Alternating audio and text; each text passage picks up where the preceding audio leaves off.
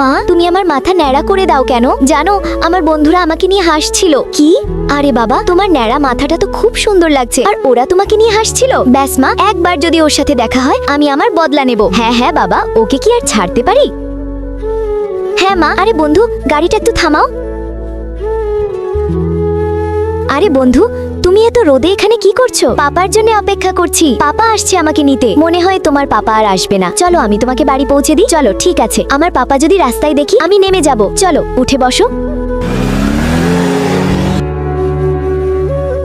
আরে আন্টি, ওখানেই আমার পাপা। আমাকে নামিয়ে দাও। ওই লোকটাই তোমার পাপা? ড্রাইভার ধাক্কা দাও। হ্যাঁ, ধাক্কা দাও। ঠিক আছে। আরে না,